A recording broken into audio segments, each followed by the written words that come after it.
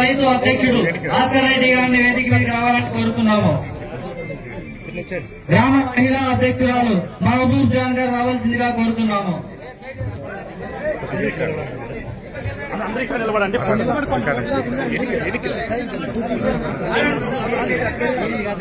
Booth committee అధ్యక్షుడు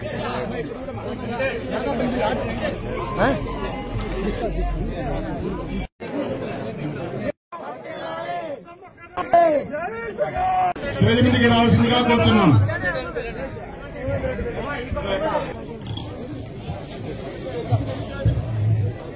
సభకు నమస్కారం. అంటే పాలనని గ్రామ స్థాయికి తెచ్చిన నాయకుడు జగన్మోహన్ రెడ్డి గారు అదే అభివృద్ధి అని చేస్తారు.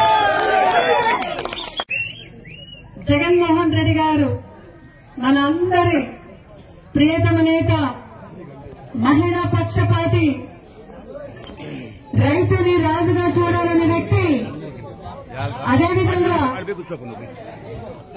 సంక్షేమ సామ్రాట్ జగన్మోహన్ రెడ్డి గారి ఆదేశం మేరకు బూత్ కమిటీని వేయాలని ఆయన సంకల్పం కాబట్టి గ్రామ స్థాయి నుంచి కూడా మనము బూత్ కమిటీని ఏర్పాటు చేస్తూ గ్రామ స్థాయి నుంచి కూడా పార్టీని స్ట్రాంగ్ గా ముందుకు తీసుకుని వెళ్లాలని జగన్మోహన్ రెడ్డి గారి సంకల్పము పూలేరులో ఈ రోజు పూర్తి స్థాయిలో నెరవేరిందని చెప్పడానికి గౌరవిస్తున్నాను. డైలీ పొద్దున కూడా కాఫీ విత్ లీడర్స్ అనే ప్రోగ్రామ్ చేసుకుంటూ వెళ్తున్నాను. అందరితో కలుస్తున్నాం, అందరితో మాట్లాడుతున్నాం. అక్క ఎట్లుందక్క ఈ కూటమి ప్రభుత్వం అని ఎవరైనా సాధారణ ఒక మహిళను అడిగితే ఆమె చెప్తుంది, మేడం జగన్మోహన్ రెడ్డి గారు ఎక్కడున్నారు, చల్లగా ఉండాలమ్మా. ఆ రోజున ఏదో ఒక పథకంతో మమ్మల్ని ఆదుకున్నాడు, ఏదో ఒక పథకంతో ఇంట్లో ఒక అన్నగా, ఒక తండ్రిగా, ఒక తమ్ముడుగా మమ్మల్ని కాపాడినాడు. ఈ రోజు ఎవరు మేడం మమ్మల్ని కాపాడేవాళ్ళని నిజంగా ఈ రోజు 8 నెలలు అయింది. సూపర్ 6 హామీల గురించి ఎవరైనా ప్రశ్నిస్తే వాళ్ళపైన కేసులు బనాయిస్తున్నారు, కేసులు బనాయించి లోపల పెడుతున్నారు.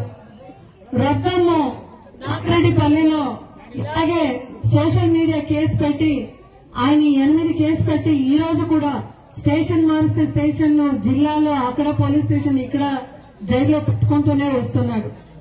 మన కదిరిలో కూడా ఒక చిన్న సంఘటన మీకు ఇది చెప్పాలి, ఎందుకంటే ప్రతి ఒక్కరు నాడిలో జగనన్న ఎలా ఉన్నాడని చెప్తున్నాను. ఒక అమర్నాథ్ రెడ్డి అనే పిల్లోడు ఏదో సోషల్ మీడియాలో పెట్టాడని ఆయన అరెస్ట్ చేశారు. ఆయన అరెస్ట్ చేసుకుని తీసుకుని పోయినారు కదిరిలో. మళ్ళా ఒక 10 నిమిషాల్లో సోషల్ మీడియా గ్రూప్ లో ఒక మెసేజ్ వచ్చింది, సరేనప్పా నేను సాకే అమర్నాథ్, నేను ఇప్పుడు అమర్నాథ్ రెడ్డిని అయితే మీరు కేసు పెట్టేసి తీసుకొని పోయినారు లోపల. సరే బాగుంది, అయితే ఈ రోజు నేను సాకే అమర్నాథ్ అడుగుతున్నాను, మళ్ళా సూపర్ 6 హామీ ఎప్పుడు అమలు చేస్తారు చెప్పండి అన్నాడు. ఇది జగన్మోహన్ రెడ్డి గారి సైనికులతో ధైర్యమని చెప్తున్నాను. ఈ రోజు ఇక్కడ కొద్దిగా నా అన్న తమ్ములందరూ కూడా చెప్తున్నారు, మేము అట్లా ఊరేగింపులు వస్తుంటే టీడీపీ నాయకులందరూ కూడా ఇక్కడ బెదిరించినారంట. ఎవరైనా వైఎస్ఆర్సీపీ కార్యక్రమానికి పోతే ఇంకా సూపర్ 6 హామీలు ఎప్పుడు అమలు చేస్తారో అప్పుడు వీళ్ళకి ఇర్రంట, వీళ్ళు ఇవ్వరంట, కట్ చేసేస్తారంట, వీళ్ళు చేశారంట. అప్ప మీరు ఇచ్చేది ఏడాది మేము చూసినాము, ఇట్లే సుల్లి వల్లి కబర్లు చెప్పుకుంటూ ఇంకా 5 ఏళ్లు కథేస్తారు మీరు, మేము జగనన్న వైపే నిలబడతాం. జగన్మోహన్ రెడ్డి గారు నీ 15,000 నీ 15,000 నీ 15,000 నీ 15,000 నీ 15,000 అందరికీ చెప్పినారు. ఎవరికైనా వచ్చిన పరిస్థితి ఉందా? లేదు.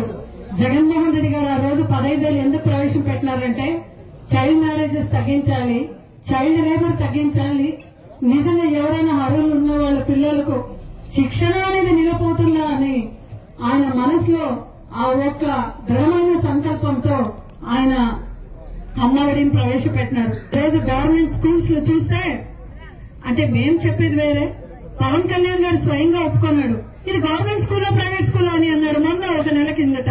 అంటే జగన్మోహన్ రెడ్డి గారు ఒప్పుకున్నట్లే కదా, ఒప్పుకున్నట్లేనా? అది ఇంకా ఆరోగ్య పరిస్థితి చూస్తే విద్యానికి వైద్యానికి మహాపీఠం వేసిన జగన్మోహన్ రెడ్డి గారు ఎక్కడ, కూటమి ప్రభుత్వం ఇంకొక వైపు ఎక్కడ. ఆ రోజు జగన్మోహన్ రెడ్డి గారి ప్రభుత్వంలో చిన్న చిన్న జబ్బులు కూడా చూపించుకోవాలంటే ఒక ఫ్యామిలీ డాక్టర్ ఉండేవాళ్ళు.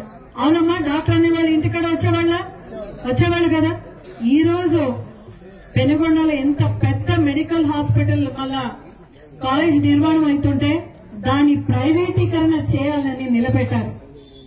ఈ మాట ఎందుకు అంటున్నానంటే, ఆ ఒక మెడికల్ కాలేజ్ ఇక్కడికి వచ్చినా, ఆ ఒక మెడికల్ హాస్పిటల్ ఇక్కడికి వచ్చినా కూడా ఎక్కడన్నా ఒక యాక్సిడెంట్ జరిగినా కూడా ఇప్పటికీ తీసుకుని పోయి బెంగళూరుకు తీసుకుని వెళ్తుంటారు. మధ్యరావులో ఎంతమంది చనిపోయినారు. అదే ఆ హైటెక్ హాస్పిటల్ మనకు ఉంది అంటే ఎంతమందికి ఇక్కడే కూడా మనము ట్రీట్మెంట్ చేసేవాళ్ళం.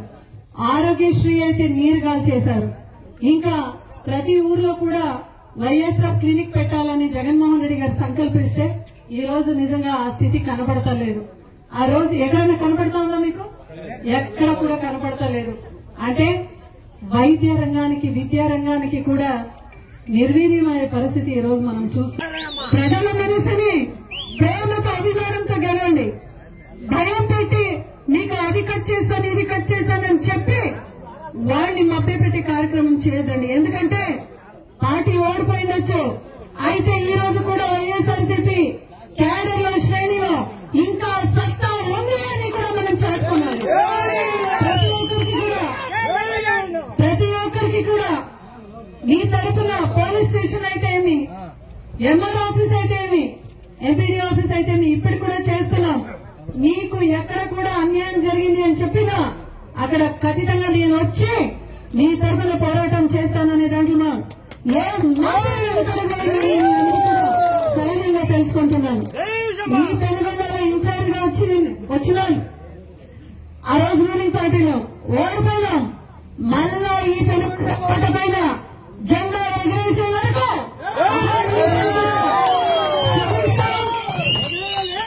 విషయంలో కూడా శ్రమిస్తాం, పార్టీని ముందుకు తీసుకుని వెళ్తాం. ఒక మాజీ మంత్రి పార్టీ విడిచిపెట్టిపోయి ఏదో వేరే జనసేన చేస్తే జగన్మోహన్ రెడ్డి గారు ఒకే మాట చెప్తున్నారు, ఏ సీనియర్ నాయకుడబ్బా, ఎవరు పోయినారబ్బా? నిజమైన నాయకుడు అనేవాడు జనంలో పుట్టొస్తాడు, జనం కష్టం తెలుసుకుంటాడు, జనం నుంచి పుట్టేవాడు అసలైన నాయకుడు. ఈ పార్టీలో జగన్మోహన్ రెడ్డి గారు అగ్రపీఠంలో ఉంటారు.